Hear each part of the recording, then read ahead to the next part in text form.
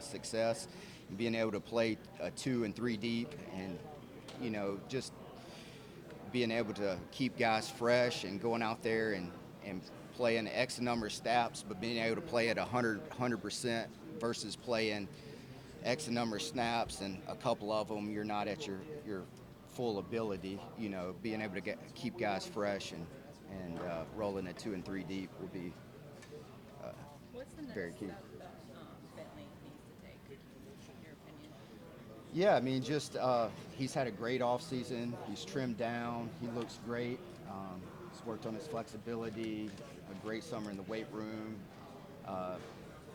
He's put in time in the film room, just gaining more knowledge, and just continue to gain experience and going out and doing it. I feel like it's key. But he's had an unbelievable summer. You mentioned a couple guys who have slimmed down. Among them would be Bentley and Yeah, I mean, Trenton looks great.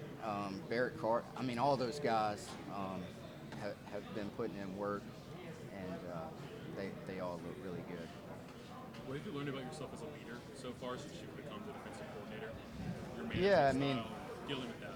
Definitely. The biggest adjustment has been just dealing with all the media and outside forces.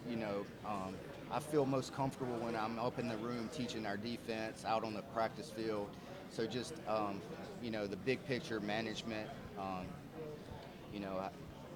I've always been a big picture thinker.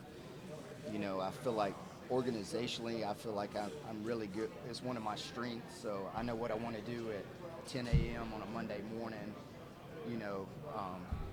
This is how we're going to game plan. But just dealing with the big picture and outside of these walls has been the biggest adjustment for me. You had a really good memory from over here. Do you agree with that description? And if so, where do you think that comes from? Has that always been a thing for you, kind of the ability to Yeah, I think recall so. stuff from 10 years ago? I think someone was mentioning. Yeah, definitely. So. I guess how much of an adjustment is hurting then, just talking to 17-year-olds and trying to convince them life for you, I guess? Yeah, I mean, that's obviously been a little bit of adjustment, but at the end of the day, it's about relationships, being able to connect with people,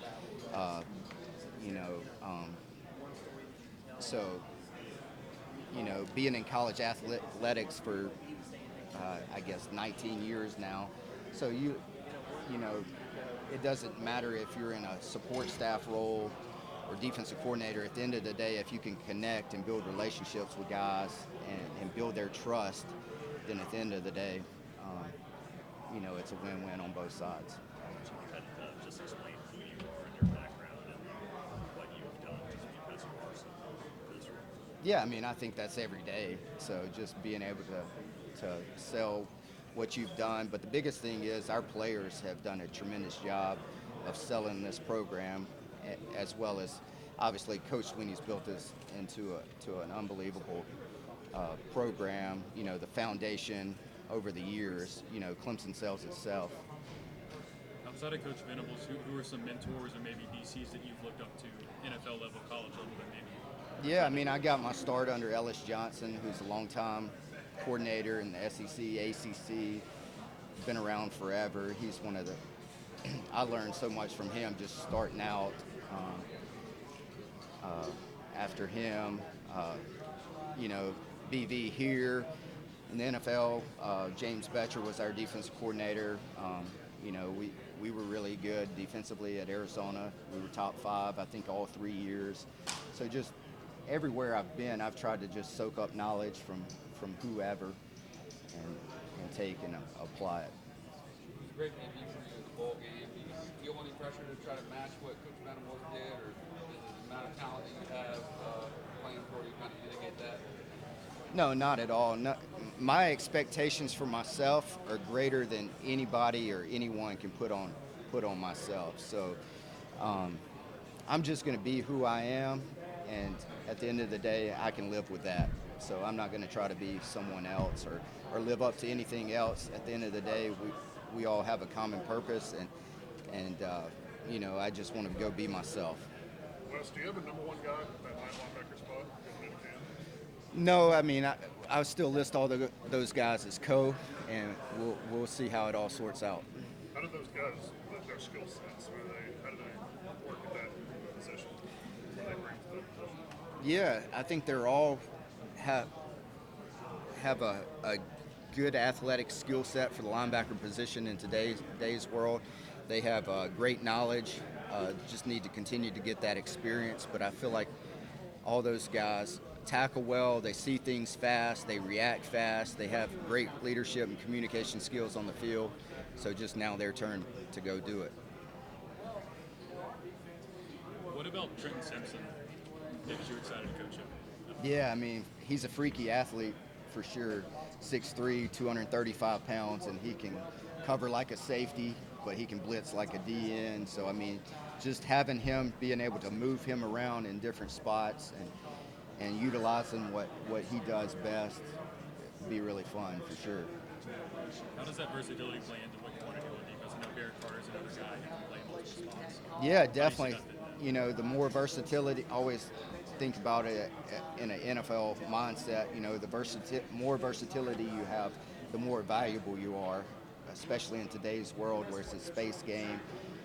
But just being able to cover, blitz, play in the box, play on the edge, you know, from a schematic standpoint, being able to utilize their skill sets, take away what the offense is giving you, but also making opponents waste their week of preparation for what they're going to see on Saturday. So just being able to do multiple things and always staying aggressive. And you said this could be one of the fastest linebacker groups you've had, like just second, third level, kind of pull back. I feel like this could be one of the senior. Yeah, for sure. You know, safeties, I think we have great experience back there. A lot of guys who have played over the years at a high level. Our corners are young but really talented. And, you know, I'm excited to see them get out there on the grass for sure. Sort of piggybacking off of that with the athleticism and speed of linebackers, how is it different, like maybe in today's world when you're recruiting a linebacker versus what you might have been looking for 10 years ago? Yeah, for sure. I think guys probably back in the day, you're taking on fullbacks, you know, taking on guards. So you're probably more like in the 240 to 250 range. I mean, and now more like 225 to 230. So just, you know, obviously from a size standpoint, smaller, faster, better short area quickness. And especially if you can have big guys up front that are keeping the linemen off of you. Your tackles are more on the edge anyway. So being able to run, being able to match up and play man on running backs, tight ends, those things have kind of changed. And 10 years, or whenever I started in 2006 in college football, you know, offenses were two back or two tight end. Now it's like an 85%, probably three receiver sets. So just changing game. Talk about each, I guess, what each was it? And are you somebody that can actually separate from the ball? Or are you like thinking about the plays while you're setting each? I think I do a great job of leaving work here. We went to Hawaii for 2 weeks. We did 3 islands over there. And then we went to Gulf Shores with my side of the family. So did 6 days with my in-laws in Hawaii. Then we stayed another week, just me and my girls. And then 4 days at Gulf Shores with my side of the family. So like no plays on napkins. So yeah, definitely that. So. How's this transition been for your family, not just you, but the elevation in stature for you? How has that affected the family, good or bad? Or, you know, It's been good. You know, my wife is she likes staying out of the limelight, so that's kind of been an adjustment for her. But it's been really good. Obviously, this has been a lifelong goal of mine, and so she knew what she was getting into, and it's been really fun. What's the best thing you learned from Coach Sweeney so far?